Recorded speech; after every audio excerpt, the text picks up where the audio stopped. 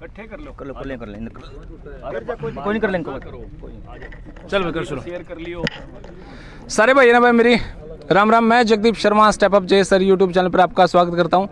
बड़ौदा में हूँ भाई, और आज कार्यक्रम था, रैली थी, बड़ी थी छोटी थी मैंने तो देखी नहीं, मैं तो गया नहीं उड़ती।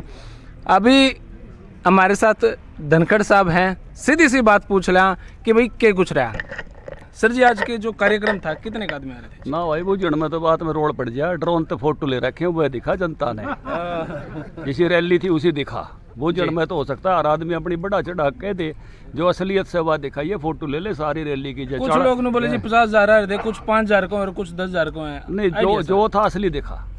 चाड़ा पट रहा हो तो बता भी चाड़ा पट रहा था, मतलब आपके चेहरे से लगा चाड़ा पट्टे रहा था। भाई ना मेरा चेहरा क्यों करे, मैं कहूँ आनिया चेहरे देखा, ड्रोन तो देखा, सच दिखा। सर कितना का ये कार्यक्रम आज का सक्सेस रहा आपको? देखिए ये कार्यक्रम तो सच के साथ था जी। कांग्रेस पार्टी मेरी झूठ बोलती अंडे है, उनकी झूठ की पोल पाड़न खातिर था। पहले आप राहुल का इंटरव्यू आपने देखा होगा, आप तो पत्रकार हो जी, देखा आपने जी। वो यह बात कह रहा है कि भाई मार्केट खोलनी चाहिए, डायरेक्ट मार्केटिंग होनी चाहिए। फिर आपने हुड्डा वाले दीपेंद्र का भाषण सुना होगा जी, वो भी संसद में यह कह रहा है।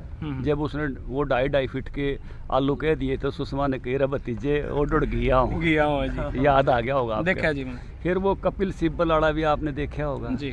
फिर राहुल बैठे अजय माकन वाला देखा होगा जी। और उनका घोषणा पत्र भी भाई सोशल मीडिया पे न्यू हंडे फिरता, उनकी झूठ की पोल खोलता। उसके 7 नंबर पाठ में 11 नंबर में पॉइंट यो ही दे रखा है कि भाई APMC एक्ट में सुधार करेंगे, मार्केट खोल लेंगे।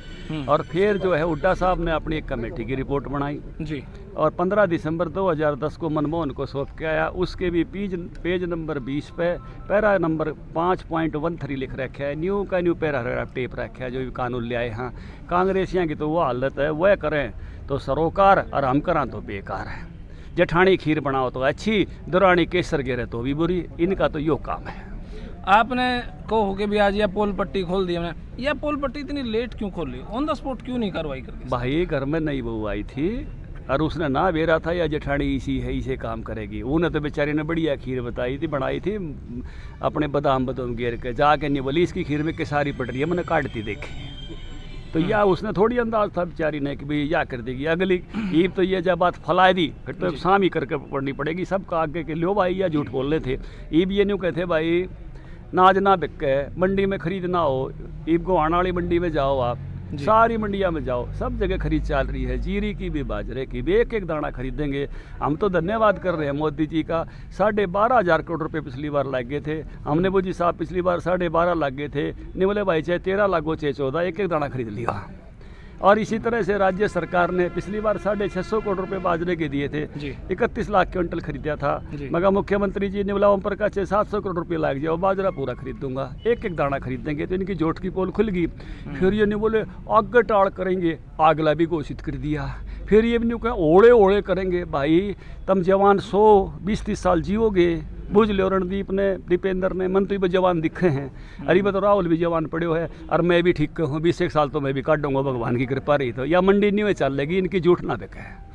लेकिन जो ये मामला है MSP का भी लिखित में नहीं दे रही सरकार, इस बारे में क्या? यह बात भी बिल्कुल गजब की हरकती सुनन की है जी। हाँ, और यह बात का तोड़ पाड़ना बहुत जरूरी है। हम बुझा भाई इन कानूनों में क्या कमी है, कानून तो अच्छे हैं, इनमें एक बात और लिखवा दो कि बाहर भी MSP तक कम नहीं खरीदा जाएगा, यह बात जी। अब ये बात सुन लो, ये बाजरा हम खरीदांगे 2150, जब सरकारी खरीद बंद हो जाएगी, नवंबर में पूरी हो जाएगी, तो बाजरे का भाव 2150 बचेगा जी? नहीं बचा ना, डाउन आ जाएगा। क्योंकि बाजरे का राजस्थान में और में सारा वो है, ये कांग्रेसी सरकार तो खरीदने को नहीं, हम हरियाणा में खरीदना है, वो अड़ोस पड़ोस का भी आ पड़ेगा तो सस्ता हो जाएगा।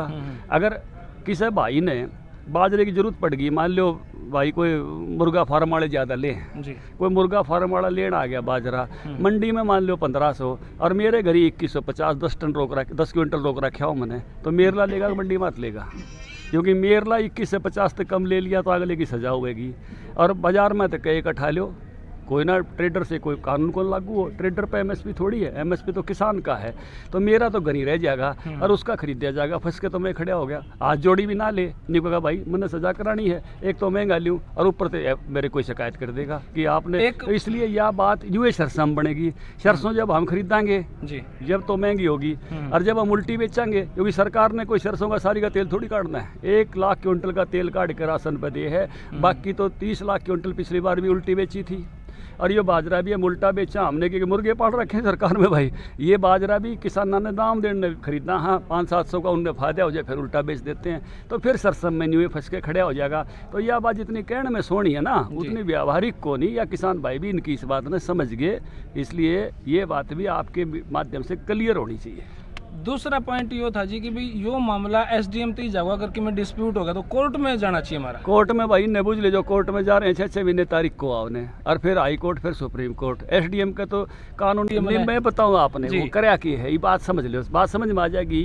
करया की है कि पहले क्या था कि मेरे खेत पर ते कोई आदमी लेने आ गया और ये तो कहता भी लिया तेरा बाजरा अड़े तुलवा दे बने, तो मंडी का सेक्रेटरी आगे खड़ा हो जाता है, बोला तू मार्केट फीस की चोरी करे।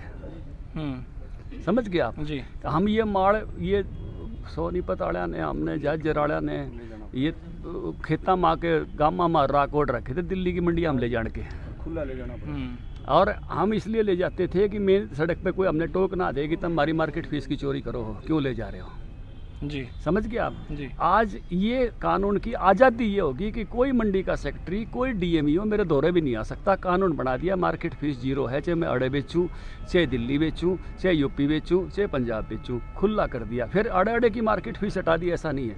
मान लो अगली स्टेट में मार्केट फीस हो और उड़े वो घेर ले मने कि मारता ही दे मार्केट फीस के बता तू हमारे खेता मत ले आओ, हमारे यहाँ से बेच रहा, उसकी भी ख़त्म कर दी। तो ये तो किसान को आज़ादी दे दी कि ऑल इंडिया मार्केट एसेस दे दी उसको, आसपास में जहाँ भी उसको अच्छे दाम मिलते हों जाके बेच सकता है। और इसलिए कोई उसको मंडी का अधिकारी तंग नहीं करे, वो अपने खेत से बेचे, अपने खलिहान से बेचे, अपने घर से बेचे, या कहीं खुद ट्रॉली में भर के ले जाके कितना दूर दे के जावे। अब मान लो गुड़ पे मार्केट फीस हो जी, और कोई भाई यूपी वाला लिया उरे ने तो शामली ते लिया हुए, उन्होंने बढ़िया गुड़ बनाओ कई बार मुजफ्फरनगर में और में वो अपने घेर के उसमें इलायची इलायची जो है सौंफ सांप कती लटकाट दें, कई वैरायटी बने।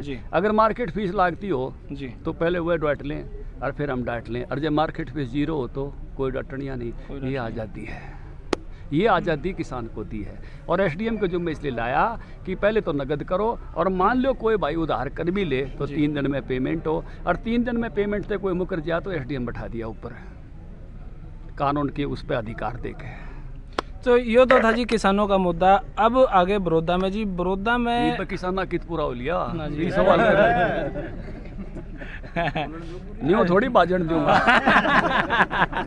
बड़ौदा में एक दूसरा कानून भी है जी, कंट्रैक्ट फार्मिंग का जी। और हम सोनीपत वाले सब फालतू करे हैं, अड़े मशरूम उगाओ हैं तरह तरह की जी। लीडर है यो कंवल सिंह जी का, यो जिला लीडर है डायरेक्ट मार्केटिंग में जी। इसके ऊपर डायरेक्ट मार्केटिंग में जिले तो ऊपर कोई नहीं। बेबी कॉर्न उगाओ है जो 5 स्टार हम खाई जाए, यहाँ तरह तरह की शिमला मिर्च उगाओ हैं, अलग अलग तरह के खीरे उगाए हैं, और डायरेक्ट 5 स्टार में दे हैं। पहले इसका कोई कानून नहीं था जी, इसका भी एक कानून बना दिया। पहले चल तो रहा था बिजनेस, लेकिन उस सिस्टम नहीं थे। सिस्टम यो बनाया, मान लो कोई 5 स्टार आड़ा मन ने घने रुपये दे दे भाई तू मेरे ताई दी जाइए, और मेरे तो वह खेती ना पट है, तो बाद में यूँ कहते जमीन दे दे, तो उसके बदले में वो मेरी जमीन नहीं ले सकता। जिसा कानून छोटू राम ने बनाया था उसा मोदी ने बनाया है, चाहे मेरे ताई कितने रुपये दे दो वो किसान की जमीन नहीं ले सकता।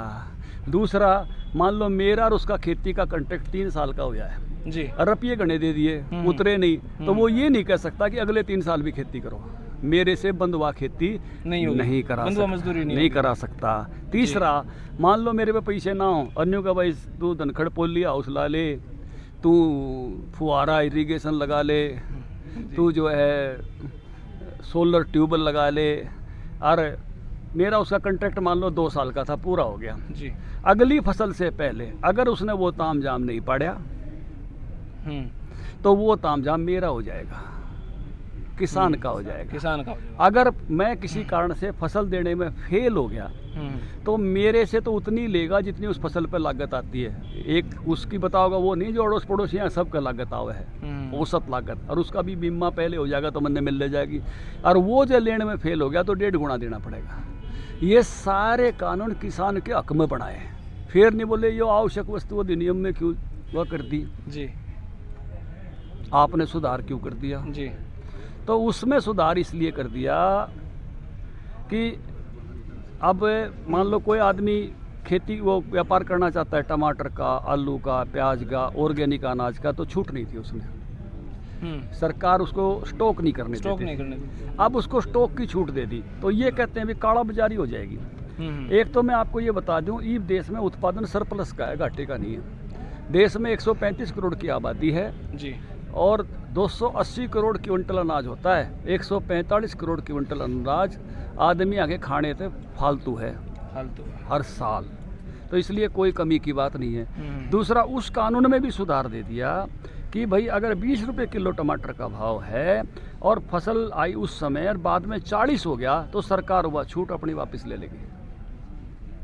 अगर 40 रुपये किलो दाल है, तेल है लीटर का, अगर वो 60 हो गया तो सरकार अपनी छूट वापस ले लेगी। दलहन पर, तिलहन पर 1.5% के बाद 1.5 गुना होने पे और फल सब्जियों पे दुगुना होने पे। इसलिए किसी भी कारण से किसी भी किसान भाई को कोई नुकसान नहीं है। ये तो केवल डायरेक्ट मार्केटिंग वाले जो एफपीओज हैं जी, जो 82,000 किसान हैं एफपीओ से जुड़े हुए हरियाणा में, 25,000 प्रोग्रेसिव फार्मर हैं, 1 लाख से ज़्यादा जो डायरेक्ट मार्केटिंग करते हैं, ये उनके लिए है।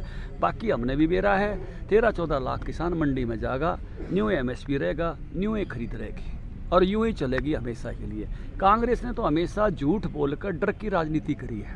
जैसे धारा 370 तोड़ा थे, नहीं बोले देश टूट जाएगा, देश टूट जाएगा, हैं? वो जो ऐसा ही माहौल बनाया जिस तरह सीता धनुष टूटने से पहले बनाया था, याद है आपके? राम ने वो 1.5 दे तोड़ दिया, क्या मन्ना टूटा?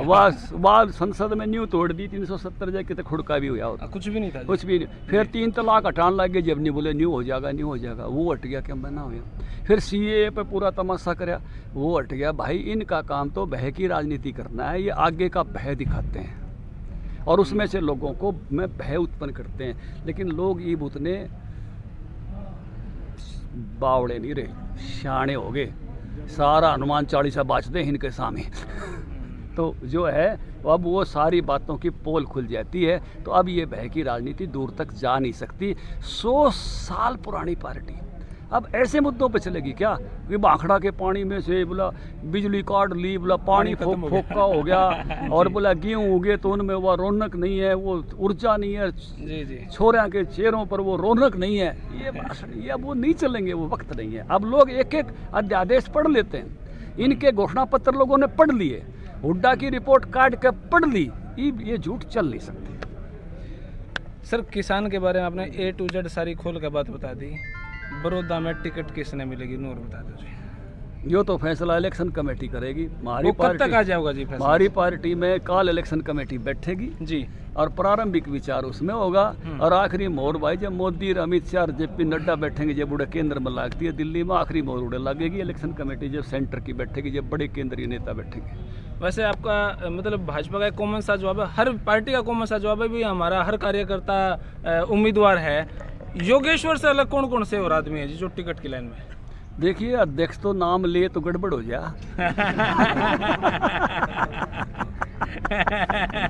अध्यक्ष के लिए तो सारे उम्मीदवार हैं, तो इसलिए भाई ना जी इस प्रश्न से मतलब इस जवाब, ये तो जवाब मैंने पहले दे दिया जी, हर उम्मीदवार हर आपका, इसलिए मैंने बता दी ना।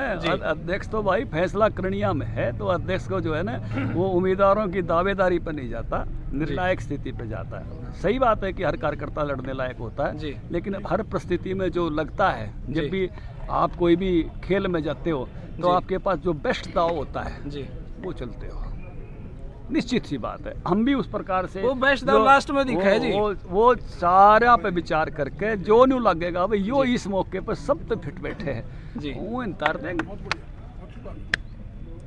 चलो जी, ये फिर वही डिप्लोमेटिक जवाब हो गया भाई इसका। तो वैसे कब तक नाम अनाउंस हो जाएगा, डेट कोई बता? देखिए प्रारंभिक काम तो हम कल शाम में कर देंगे और फिर उसका आखिरी मोड़ तो उड़े लगेगी दिल्ली में। वो कद उनकी इलेक्शन कमेटी बैठेगी, कब फैसला करेंगे। सर बहुत बहुत धन्यवाद जी आपका। बहुत बहुत धन्यवाद दीप जी। तो भाई बड़ा मज़ा आया, सीधी स्पष्ट बात हुई। बाकी योगेश्वर जी हैं, भाई जी प्रणाम। राम राम भाई राम। सर जी आपकी तैयारी सही चल रही है जी? बस सबकी पूरी पार्टी की तैयारी सही चल रही है। चलो ठीक है। तो जी बड़ा मज़ा आया भाई, आज सीधी स्पष्ट बात हुई और धन्यवाद भाई। भारत माता की जय।